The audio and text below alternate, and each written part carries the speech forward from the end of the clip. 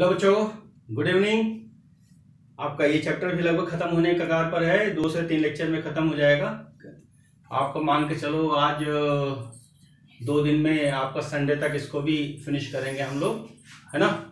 तो नया जो टॉपिक हमारा चल रहा था, तो हमने हेडिंग डलवाया था कॉपर के मेटलर्जी के बारे में, ठीक है ना बेटा। तो कॉपर की मेटलर्जी में हम लोग डिस्कस कर रहे थे। तो सबसे पहले तो लिखो ओर्स ऑफ कॉपर, लिखो हेडिंग डालो ओर्स ऑफ कॉपर, लिखो ओर्स ऑफ कॉपर,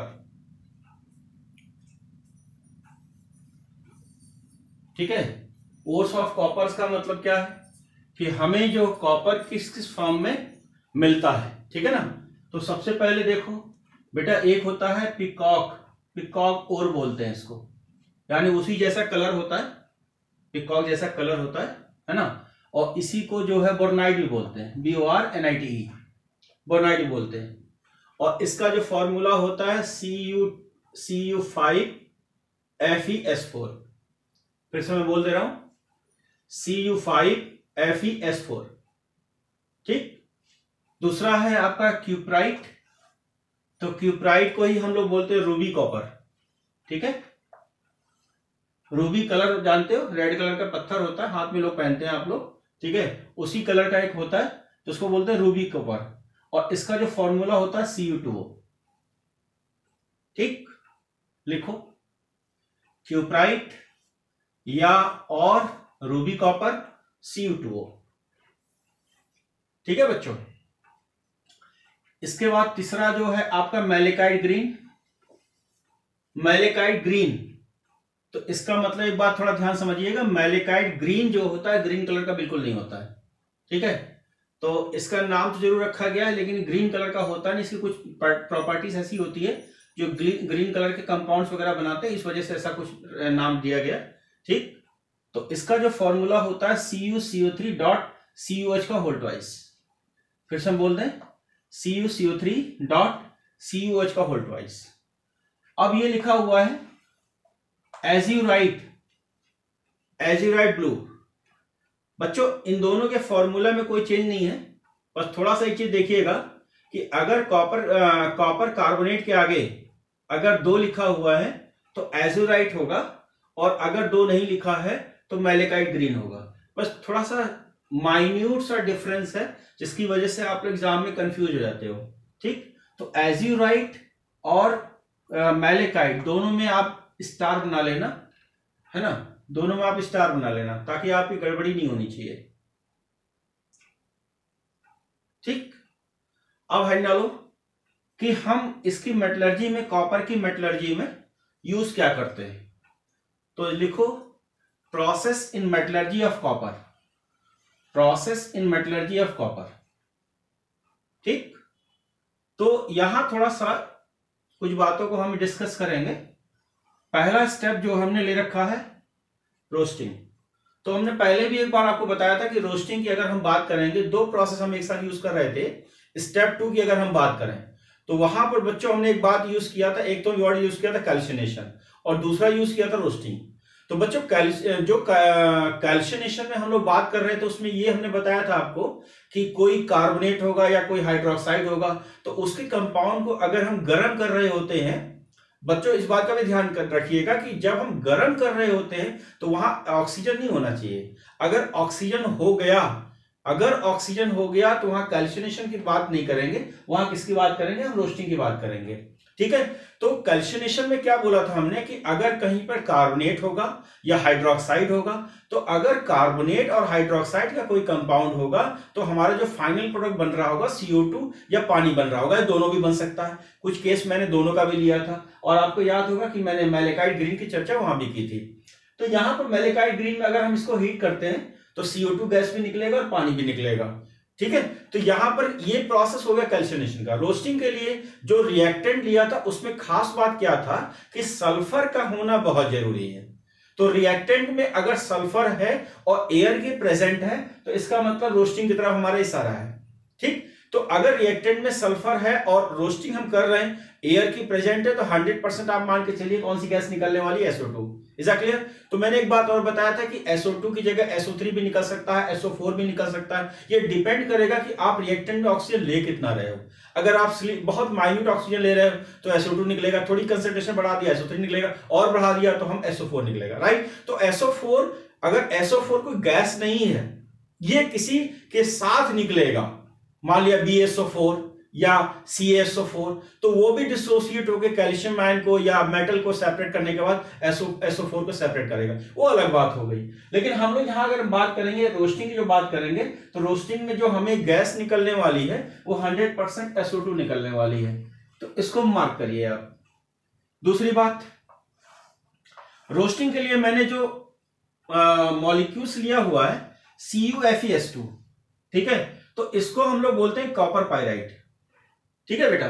तो कॉपर पाइराइट जो होता है, कॉपर पाइराइट, इसका यूज जो है आज की तारीख में जितने भी आर्टिफिशियल ज्वेलरीज वगैरह हैं, तो आपने देखा होगा कि 5 रुपए की सोने की चेन मिल रही या 10 रुपए की सोने की चेन मिल रही। तो होता क्या है कि हम उसके जैसा, मान लें एल्युमिनियम का कोई कंपोनेंट है और अगर हम इसको मिला दें तो वो जो कंपोनेंट तैयार होगा बिल्कुल सोने जैसा दिखेगा। तो आपने देखा होगा आजकल आर्टिफिशियल ज्वेलरी का बहुत फैशन है, तो हम लोग जो वहां पर आर्टिफिशियल ज्वेलरीज बना रहे होते हैं उसमें ये मेन कंपोनेंट होता है, कॉपर पाइराइट मेन होता है। तो एल्युमिनियम के कंपोनेंट के साथ जब इसको मिला दिया जाता है, जो भी ज्वेलरीज बन रही है वो सब बिल्कुल आर्टिफिशियल गोल्ड की तरह दिखाई देगा। तो मार्केट में आजकल फैशन में भी है कि 500 रुपए में सोने की चेन और 100 रुपए में अंगूठी, समथिंग आप रेट जानते होंगे, लेकिन रियलिटी में इसका रेट कुछ और है। लेकिन आर्टिफिशियल हम बनाने के लिए इसका बहुत ज्यादा यूज करते हैं कॉपर पाइराइट का, ठीक है। तो यहां पर कॉपर पाइराइट जो है हमने ले रखा है, और इससे जो हमें प्रोडक्ट मिल रहा है, यानी ऑक्सीजन हम जरूर लेंगे क्योंकि हमने रोस्टिंग की बात करनी है, तो रोस्टिंग की बात करने पर हमें ये निकलेगा।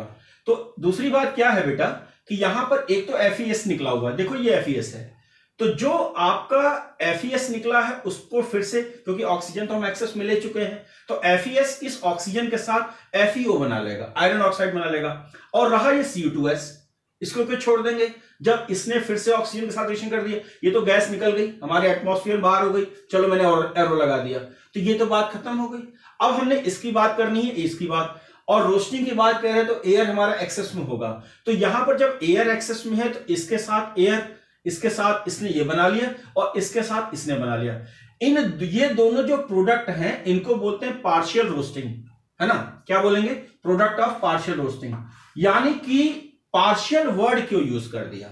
जब हम एयर खूब ले रहे हैं, खूब ज्यादा ले रहे हैं, तो हम पार्शियल वर्ड कैसे यूज कर दिए? बच्चों, रोस्टिंग में जो पहला स्टेप होगा उसमें ऑक्सीजन की कंसंट्रेशन हम बहुत ज्यादा ले चुके हैं, रोस्टिंग में एयर की बहुत ज्यादा कंसंट्रेशन ले चुके हैं। तो जो रोस्टिंग में ज्यादा कंसंट्रेशन ले चुके हैं, तो बचा हुआ थोड़ा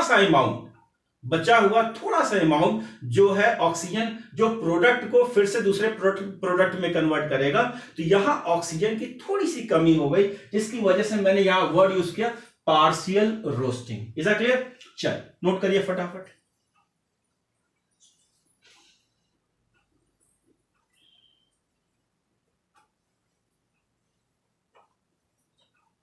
अच्छा, अगर मैं क्वेश्चन ये कहता हूं कि ऐसा कोई ओर्स बताइए जिसमें कॉपर और आयरन दोनों हो, है ना। अगर मैं कोई ऐसा कोई क्वेश्चन पूछ लूं कि बताइए मेरे को एक ऐसा केस बताइए, जिससे जेईई में पूछा भी गया सवाल है कि ऐसा कोई ओर्स बताइए जिसमें हमारे पास कॉपर और आयरन दोनों हो, तो उसका बेस्ट एग्जांपल होगा बेटा जी कॉपर पाइराइट। कॉपी के ऊपर लिखिए, कॉपी के ऊपर स्टार बना के लिखिए कि कॉपर पाइराइट यानी CuFeS2 contain both iron and copper, ठीक है। तो इसको जरूर लिखिए। कॉपर पाइराइट में खास बात क्या होगा कि कॉपर भी होगा और आयरन भी होगा। जेईई में पूछा गया है, आपसे मेडिकल एग्जाम में पूछा जा सकता है, तो कॉपी के ऊपर जरूर लिखिए, स्टार बनाइए और बॉक्स में डाल दीजिए copper pyrite contain copper as well as iron, ठीक। तो क्वेश्चन उसने पूछा कि बताइए कौन सा ओर्स ऐसा है कि जिसमें कॉपर और आयरन दोनों है, तो हमारे लिए करेक्ट आंसर कौन सा होगा बच्चों? कॉपर पाइराइट, ठीक है। अब इसके बाद स्मेल्टिंग की बात करेंगे। स्मेल्टिंग से भी आप फैमिलियर है, स्मेल्टिंग हम पढ़ा चुके हैं आपको।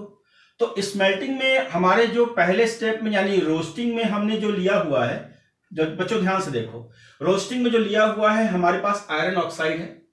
अगर आयरन ऑक्साइड के साथ अगर CO2 गैस निकल रहा होता, यहां निकला तो SO2 है, लेकिन अगर मैं क्वेश्चन में ये कह देता कि आयरन ऑक्साइड के साथ CO2 निकल रहा होता, फॉर एग्जांपल, अगर सवाल का एजम्पशन ही है कि यानी कि रोस्टिंग को कैल्सिनेशन से कंपेयर कर रहा है वो, अगर हमने सवाल में कुछ ऐसा दे रखा है कि भाई इसकी जगह अगर CO2 निकल रहा होता तो 100% ये स्पॉन्जी होता, पोरस होता। जैसे मैंने आपको कॉन्सेप्ट दिया था कि ब्रेड वगैरह हम लोग खाते हैं, हम लोग जो मार्केट में ब्रेड बनाते हैं तो आटा जो होता है उसको गूंथने के बाद उसमें फर्मेंटेशन होता है, तो फर्मेंटेशन में CO2 गैस निकलेगा, तो जैसे जैसे जितना ज्यादा CO2 गैस निकलेगा वो उतना ज्यादा स्पॉन्जी होगा। तो आपने देखा होगा बच्चों, मार्केट में ब्रेड वगैरह लाते होंगे जब आप लोग तो देखेंगे स्पॉन्जी होता, थोड़ा सा स्पॉन्जी होता, लेकिन अपने घर की जो रोटी हम लोग ब्रेड बनाते हैं, आटा बनाते हैं, वो स्पॉन्जी नहीं होता। उसकी वजह क्या है? उसकी वजह कि वहां CO2 गैस का लिबरेशन नहीं हुआ है, ठीक है। तो यहां पर अगर वो कह देता कि CO2 गैस निकल रहा होता तो वो स्पॉन्जी होता, लेकिन ऐसा है नहीं। अब यहां पर देखो बच्चों, FeO इनके साथ FeSiO3 बनाएगा। मजे की बात देखिए, कॉपर की मेटलर्जी पढ़ रहे हैं और स्लैग किसका बना रहे हैं? आयरन का। तो दिस वन द क्वेश्चन, अगर वो क्वेश्चन कहता है कि कॉपर की मेटलर्जी में स्लैग किसका बनेगा, तो आपने जल्दी से सोचा भी नहीं हो क्या आयरन भी कभी स्लैग बना सकता है? बिल्कुल बना सकता है। तो यहां सबसे अच्छा सवाल ये बनता है कि कॉपर की मेटलर्जी में जो स्लैग हमको मिल रहा है, जो हमारा स्लैग जो बन रहा है, जो फाइनल प्रोडक्ट बन रहा है, वो आयरन का बन रहा है। तो this one important point, underline करिएगा। तो कॉपर की मेटलर्जी में हमको जो स्लैग मिल रहा है वो FeSiO3 है ना, आयरन सिलिकेट का मिल रहा है। अंडरलाइन करो बच्चों।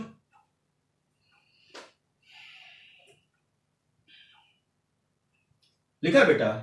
तो नंबर C में आ जाओ, बेसेमराइजेशन मैंने क्या किया, बहुत किसी भट्टी के अंदर बेसेमर कन्वर्टर होता है, भट्टी होती है, बहुत बड़ी मशीन होती है, तो उसके अंदर हम लोग कंपाउंड को गर्म करते हैं, जलाते हैं, तो वहां जो प्रोसेस होता है वो बहुत ज्यादा टेम्परेचर होता है, तो उसको हम बेसेमराइजेशन बोलते हैं। तो बेसेमराइजेशन में देखो, थोड़ा ध्यान से देखना कि FeS, राइट, ये FeS कहां से आया? FeS आपके पहले स्टेप, सारी रिएक्शन आपको पहले स्टेप से ही होंगी। तो यहां पर FeS देखो दिख रहा है, तो FeS इनके कांटेक्ट में SO2 निकालेगा, FeO बनाएगा। अब Cu2S भी देखो कहीं दिख रहा होगा, कहीं दिख रहा है। मैंने बोला ना कि सारी रिएक्शन, किस मेटलर्जी की सारी रिएक्शन हमारे पहले स्टेप से आएंगे। देखो Cu2S यहां दिख रहा है, अब Cu2S इसने इनके साथ ये बना लिया। अब रिएक्टेंट में सल्फर है, रिएक्टेंट में अगर सल्फर है तो SO2 गैस 100% बनेगी विदाउट एनी एक्सक्यूज, राइट। अच्छा देखो, अब हमने क्या कर रखा? SiO2। अब SiO2 कहोगे साहब SiO2 कहां से आ गया? SiO2 तो कहीं था नहीं। बिल्कुल सही बात है, जब आपकी जो बेसेमर कन्वर्टर है उसके अंदर की जो सरफेस होती है बेटा, मेरी बात समझना, FeO यानी आयरन ले रहे हो, आयरन क्या है? मेटल है, मेटल बेसिक होता है। मेटल क्या होता है? बेसिक होता है। तो जो कंटेनर है उसके अंदर की जो सरफेस होगी, उसके अंदर जो है FeO की बात कर रहे हैं ना, तो FeO मेटल है, बेसिक है। तो बेसिक के साथ अगर हमें स्लैग बनाना है, तो स्वाभाविक सी बात है हमें एसिडिक लेना पड़ेगा। एसिडिक देखो SiO2, तो एसिडिक SiO2 जो एसिडिक फ्लक्स है, इसको हम अपनी तरफ से ऐड करते हैं ताकि हम आसानी से स्लैग बना सकें, राइट। ये स्लैग जो होगा इंप्योरिटीज के फॉर्म में होगा, लेकिन मैंने पहले भी बता दिया बच्चों, मजे की बात है कि कॉपर की प्रोसेस हम पढ़ रहे हैं और जो स्लैग जो बना रहे हैं वो आयरन की बना रहे हैं। तो यहां पर जो SiO2 है वो हम अपनी तरफ से डालते हैं, और FeO तो हमने प्रोसेस में कर ही रखा है कि FeO बेसिक होगा और SiO2 जो होगा एसिडिक होगा। एसिडिक और बेसिक के कॉम्बिनेशन से जो हमारा स्लैग बनेगा वो FeSiO3 होगा। This one the most important, मैं रिंग में किया हुआ, नोट करो इसको फटाफट।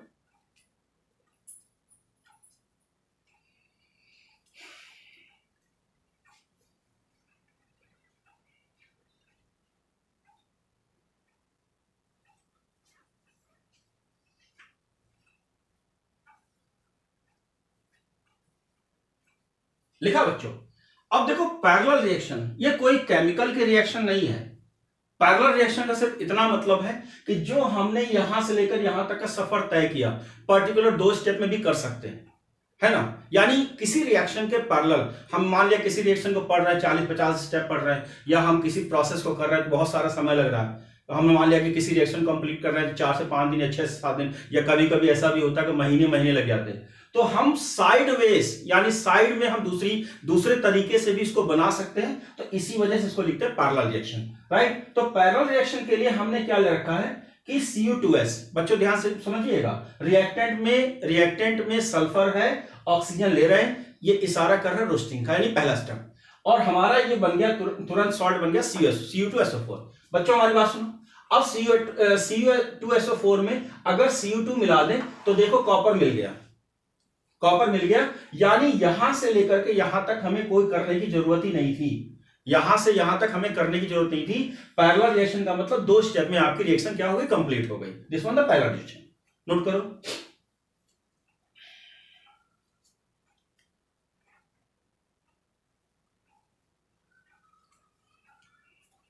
नोट किया बेटा? अब देखो ऑटो रिडक्शन, ई देखो ऑटो रिडक्शन का मतलब दूसरा नाम हमने बताया था, हम पढ़ा भी चुके हैं आपको। ऑटो रिडक्शन का मतलब होता है सेल्फ रिडक्शन, मतलब कि हमें बाहर से कुछ नहीं लेना है, बाहर से कुछ भी नहीं लेना है, जो रिएक्शन से प्रोडक्ट बनेगा वही फिर से कंटिन्यू करेगा, अपने आप करेगा। एयर रिडक्शन भी बोलते हैं, यानी कि ये प्रोसेस एयर की प्रेजेंस में अपने आप होगी, इसी वजह से सेल्फ रिडक्शन को हम लोग दूसरा नाम ऑटो रिडक्शन बोलते हैं, राइट। तो इसको बता चुके हैं हम। अब देखो इसमें भी 2 स्टेप में रिएक्शन होता है। पहले स्टेप में CuS को लिया हमने 3O2 के साथ और हमारा Cu बन गया, जो प्रोडक्ट बना अगले स्टेप में वही रिएक्टेंट होगा। सेल्फ का मतलब यही होता है, ऑटो का मतलब भी यही होता है। अब उसने दूसरे स्टेप में क्या ले लिया, फिर ले लिया, और आपका देखो ये आपका Cu बना और इसके साथ उसने रिएक्शन कर लिया, आपका Cu अलग कर लिया, राइट। तो यहां थोड़ी सी मिस्टेक है, Cu2S करो बेटा जी, राइट। बैलेंस कर लेना रिएक्शन, ठीक है, और SO2 गैस निकल रहा है, Cu यहां से और C2S यहां से, ठीक है। तो बैलेंस कर दें क्यों बच्चों?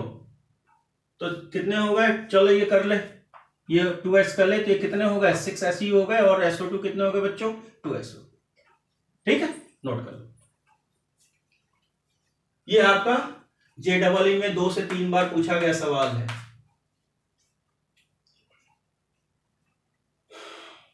अब लिखो, नोट किया आप लोगों ने? अब लिखो रिएक्शन ऑफ कॉपर्स, यानी कॉपर के अंदर इस टॉपिक से कोई मतलब नहीं है। रिएक्शन ऑफ कॉपर का मतलब हमने कुछ ऐसे रिएक्शंस यूज किए हैं जो आपके कंपटीशन में कई बार पूछे गए हैं, उनको मैं एनालाइज कर रहा हूं, ठीक है। पहले स्टेप में कॉपर डाइपॉजिटिव का यूज किया जाता है आइडोमेटिक टाइटेशन में, राइट। आइडोमेटिक टाइटेशन आपके सिलेबस में नहीं है, थोड़ा सा JEE में हम लोग डिस्कस करेंगे टाइटेशन में, उसमें अभी ऐसे याद कर लो कि Cu डाइपॉजिटिव का आइडोमेटिक टाइटेशन में यूज करते हैं और ये इनका यूज नहीं करते हैं, पहली बात नोट करो। ठीक है, दूसरी बात Cu2SCN ट्वाइस, इसका ग्रेविमेट्रिक एस्टिमेशन में इसका यूज किया जाता है। ग्रेविमेट्रिक का एस्टिमेशन का मतलब अगर मेटल है और इम्प्योरिटीज है तो हम सरफेस जो है सरफेस स्पेसिफिक ग्रेविटी, जिसको मैंने नेविगेशन में बोला था, याद होगा आपको, तो सरफेस स्पेसिफिक ग्रेविटी में इसका यूज किया जाता है, इसको एज इट इज याद करेंगे। दूसरा देखो बच्चों, कॉपर डाइपॉजिटिव की रिएक्शन अगर हम एसिटिक एसिड के साथ और पोटेशियम फेरोसाइनाइड के साथ रिएक्शन करेंगे तो जो हमको कंपाउंड मिलेगा वो चॉकलेट ब्राउन कलर का होगा। आपने कैडबरीज वगैरह चॉकलेट देखा होगा, तो बिल्कुल एज इट इज कलर वो दिखेगा बच्चों। तो फिर से हम बोल रहे हैं कॉपर डाइपॉजिटिव की रिएक्शन एसिटिक एसिड के साथ और पोटेशियम फेरोसाइनाइड के साथ करेंगे तो चॉकलेट ब्राउन कलर का हमें कंपाउंड मिलेगा।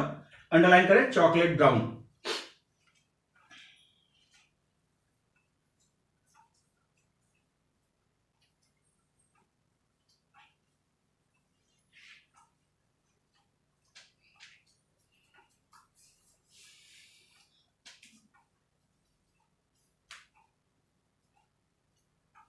लिखा बच्चों? अगला देखो, कॉपर सल्फेट की रिएक्शन अगर KCl के साथ करेंगे तो CuCN का होल ट्वाइस प्लस K2SO4 मिलेगा। CuSO4 प्लस 2KCN, CuCN का होल ट्वाइस प्लस K2SO4 मिलेगा। जो CuCN का होल ट्वाइस है, अगर हम इसको गर्म करते हैं तो Cu2CN का होल ट्वाइस और Cn का ट्वाइस, बेटा Cn का ट्वाइस इसको बोलते हैं साइनोजन। क्या बोलते हैं इसको? इसको बोलते हैं साइनोजन। C2N2 भी लिखते हो, कभी कभी ऐसा भी लिख के दे रहे C2N2। ठीक है। अब जो है Cu2CN का होल ट्वाइस जो ये मिल रहा है, उसमें फिर से एक्सेस में KCN अगर हम डाल देते हैं तो कंपाउंड मिलता है K3CuCN का होल 4। ये कॉम्प्लेक्स आपको मिलता है और नाम बताने की कोई जरूरत नहीं है, आपको कोऑर्डिनेट में मैंने खूब अच्छे से नाम लिखना सिखाया है।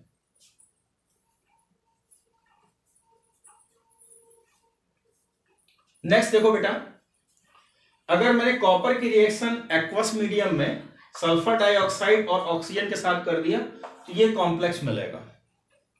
ये JEE एडवांस का सवाल है।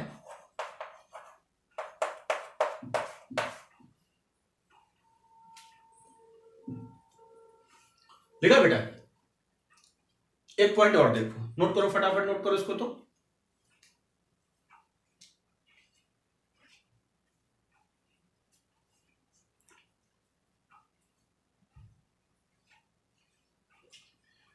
बच्चों थोड़ा ध्यान से देखो,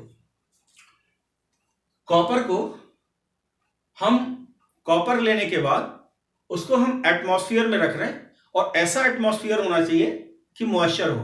जैसे मैं कह सकता हूं कि कॉपर लेने के बाद उसको मैंने छत पर रख दिया, रात में आप जानते हो मॉइस्चर एटमॉस्फेयर से मिलेगा, तो हमारे एटमॉस्फेयर में CO2 भी होना चाहिए, ऑक्सीजन तो होता ही है, वाटर की मॉइस्चर होगी।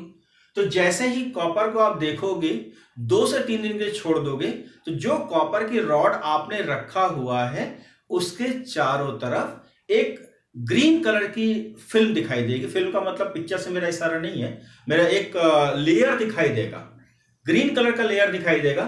जैसे अगर हम आयरन को छोड़ देते हैं, आयरन को हम आयरन की रॉड को छोड़ते हैं तो हमको जो कलर दिखाई देता है वो रेड कलर का दिखाई देता है, और इसको हम इलेक्ट्रोकेमिस्ट्री में डिस्कस भी करेंगे, रस्टिंग बोलेंगे, जंग लगना।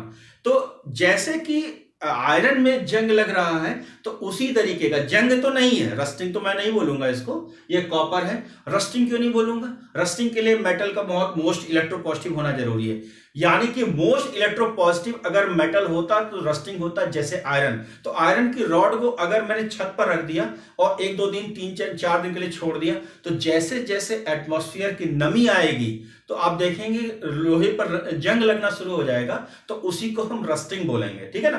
तो ये आयरन में इसलिए हुआ क्योंकि आयरन में इलेक्ट्रोपॉजिटिव कैरेक्टर बहुत ज्यादा है, तो कॉपर के अंदर इलेक्ट्रोपॉजिटिव कैरेक्टर नहीं है, आयरन के जैसा नहीं, आयरन से बहुत कम है, हाइड्रोजन के नीचे रखा गया, लेस इलेक्ट्रोपॉजिटिव मेटल है, तो जंग तो नहीं लगेगा। लेकिन इनकी कंडीशन में इसके चारों तरफ एक हरे रंग की लेयर हमको देखने को मिलेगी। तो जो हरे रंग की लेयर है उसका 2 कंपोनेंट हो सकता है, कि ये हो सकता है कॉपर सल्फेट, है ना, कॉपर सल्फेट। आप पूछोगे सल्फेट कहां से आ गया? एटमॉस्फेयर हमारे CO2 है और OH कहां से आया? नमी से आया। एक तो ये हो सकता है और एक ये हो सकता है कि CuOH का होल ट्वाइस CuOH। तो बच्चों एक ये भी हो सकता है और ये भी हो सकता है, लेकिन अगर एग्जामिनर दोनों ऑप्शन देता है, अगर एग्जामिनर दोनों ऑप्शन देता है तो दिस वन द बेस्ट। और आप देखो हमने चैप्टर की जो शुरुआत की थी वो यहीं से की थी, और इसी लेयर की वजह से मैंने अभी बोला ना कि ये ग्रीन कलर का नहीं होता। तो ग्रीन एक प्रॉपर्टी है, ग्रीन एक प्रॉपर्टी है जो एटमॉस्फेयर के कांटेक्ट में आने पर दिखी हमको, इसी वजह से इसका नाम मैलेकाइट ग्रीन पड़ा। Is a clear? तो मैलेकाइट ग्रीन ग्रीन नहीं होता है, इस टेंडेंसी की वजह से ग्रीन होता है, तो इस वजह से हम इसको मैलेकाइट ग्रीन बोलते हैं। Is a clear? नोट करो।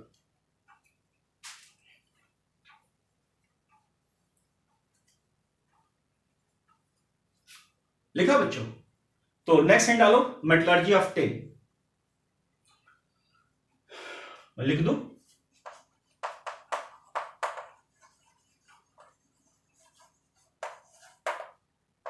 मेटलर्जी ऑफ टिन, ज्यादा नहीं जानेंगे, सिर्फ 3-4 लाइन की मुझे जरूरत है। लिखो बच्चों, मेटलर्जी ऑफ टिन। ये लिखा है green film of due to Cu, मैं बोल दे रहा हूं, CuSO4.3 का होल ट्वाइस एंड पॉसिबिलिटीज दूसरी क्या हो सकती है, CuOH का होल ट्वाइस डॉट CuCO3, और इसको लिखना बेस्ट है ना। अब नेक्स्ट डालो मेटलर्जी ऑफ टिन। पहला पॉइंट लिखो बेटा, important ores is tin stone है ना, और कैसेटराइट CASSITERITE,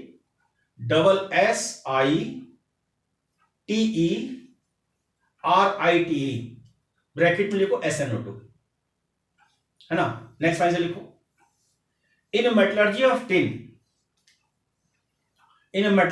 tin concentration of ores है ना। तो कंसंट्रेशन ऑफ ओर्स को हम लोग बेनिफैक्शन में बोलते हैं, बता चुके हैं आपको कि कंसंट्रेशन करते हैं तो मेटल को हम सेपरेट कर लेते हैं, ओर्स को मिट्टी को छोड़ देते हैं, तो कंसंट्रेट मेटल को अलग करते हैं, जिसको बेनिफैक्शन में बोलते हैं, बता चुके हैं है ना। तो metallurgy of tin contain concentration of ores comma gravity separation and magnetic separation. Next point लिखो, it is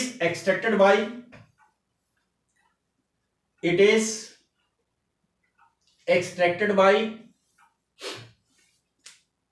carbon reduction method.